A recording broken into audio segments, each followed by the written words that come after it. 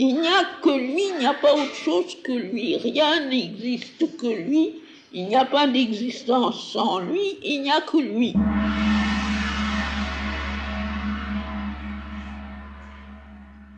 God is great, says the Mohammedan. Yes, he is so great that he can afford to be weak, whenever that too is necessary. God often fails in his workings. It is the sign of his illimitable Godhead. Because God is invincibly great, he can afford to be weak.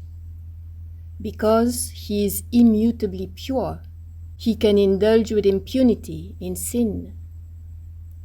He knows eternally all delight. Therefore, he tastes also the delight of pain. He is inalienably wise. Therefore, he has not debarred himself from folly. Est-ce qu'il arrive vraiment que Dieu échoue? Est-ce qu'il arrive vraiment que Dieu soit faible? Non, ce n'est pas comme ça, mon petit. C'est justement ça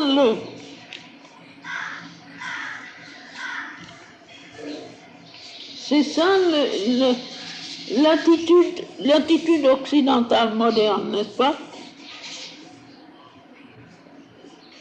Et l'autre, c'est l'attitude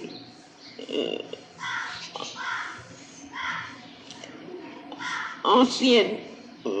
Pas ancienne, mais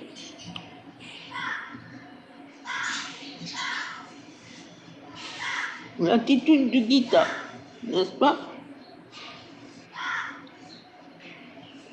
C'est extrêmement difficile pour l'esprit occidental de comprendre de façon vivante et concrète que tout est divin. C'est tellement imprégné par l'esprit chrétien, n'est-ce pas, surtout, d'un Dieu créateur, et de la création et de Dieu. Et quand on réfléchit, n'est-ce pas, on renvoie ça, mais c'est entré dans la sensation, dans le sentiment, dans la sensation. Et alors, c'est avec ça que spontanément, instinctivement, presque subconsciemment, on prête à Dieu tout ce que l'on considère comme ce qu'il y a de meilleur, de plus beau, et surtout tout ce que l'on veut atteindre, réaliser.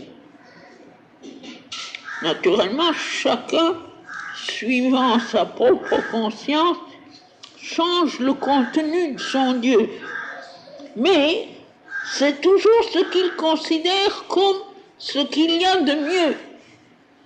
Alors, c'est aussi instinctivement et spontanément et subconsciemment, on est choqué avec l'idée que les choses que l'on n'aime pas, ou que l'on n'approuve pas, ou qui ne vous paraissent pas les meilleures, on puisse dire que Dieu les a. Je le mets d'une façon un peu enfantine exprès, pour qu'on comprenne bien. Mais c'est ça. J'en suis sûre parce que je l'ai observé en moi-même pendant très longtemps. Et il a fallu, à cause de toute la formation subconsciente de l'enfance, à cause du milieu, l'éducation et tout ça, il faut arriver à pousser au-dedans de ça, cette conscience de l'unité, de l'absolu exclusive unité du divin. Exclusive dans le sens que rien n'existe que dans cette unité. Même les choses qui nous paraissent les plus repoussantes. Et c'est contre ça qu'il lutte, parce que lui aussi, il a eu cette éducation chrétienne. Lui aussi, il a eu à lutter.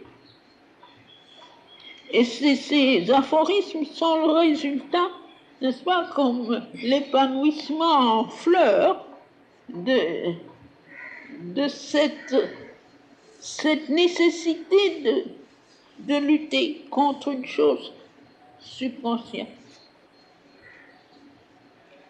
Et c'est ça qui produit ces questions. Comment est-ce que Dieu peut être faible? Comment est-ce que Dieu peut être sot? Comment? Mais il n'y a rien d'autre que Dieu. Rien n'existe que lui. Il n'y a rien en dehors de lui. Et simplement, ce qui nous paraît vilain, c'est parce que lui ne veut plus que ça soit. Il est en train de préparer que ça ne soit plus manifesté. Que la manifestation passe de ça à quelque chose d'autre. Alors tout ce qui va sortir de la manifestation active, naturellement, au-dedans de nous, nous le repoussons avec violence. Il y a le mouvement de rejet. Mais c'est lui. Ça, il n'y a pas autre chose que lui. C'est ça, n'est-ce pas, qu'il faudrait se répéter du matin au soir, du soir au matin, parce qu'on l'oublie toutes les minutes. Il n'y a que lui, il n'y a pas autre chose que lui. Rien n'existe que lui. Il n'y a pas d'existence sans lui, il n'y a que lui.